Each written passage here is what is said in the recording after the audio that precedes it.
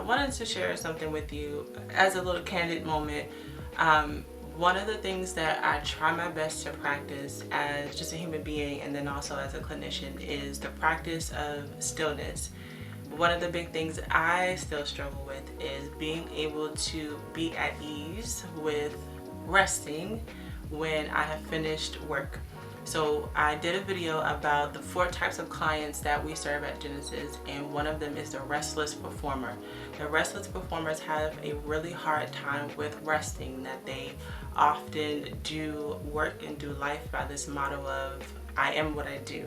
And so one of the things that I try my best to practice and preach or teach while I'm with clients is to be still, to give moments to be okay with not producing, because who we are and our value is not in what we do. Especially in a culture that is very performance based, it can get really tricky and feel like we have to do something in order to be seen, in order to be validated. But that really distorts the image that we have been created in, which is in the image of the Most High God and in Christ. And so I really wanted to remind you all about the value that you have as a human being, that you're not just something that you produce, although that can be an extension of who you are. It's not who you are.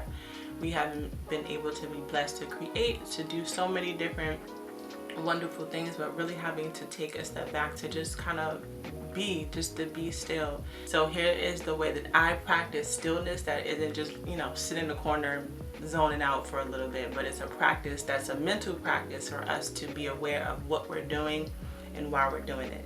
So the first thing that I do is I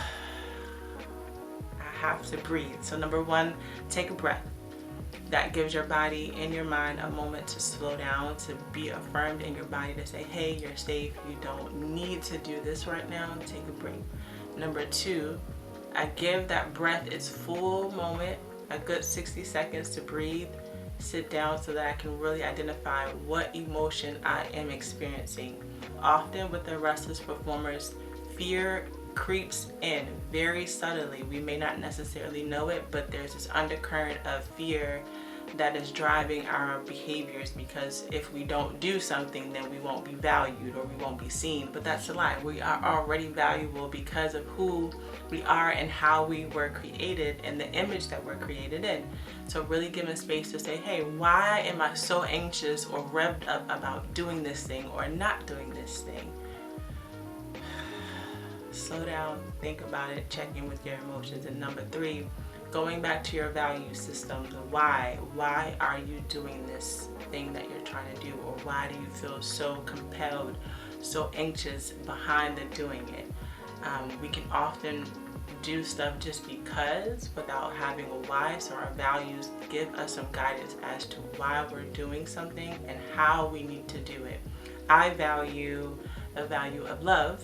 I also value wisdom. So if I value love and wisdom, there's a certain way that I need to go about doing something in order for it to be fruitful and meaningful to me.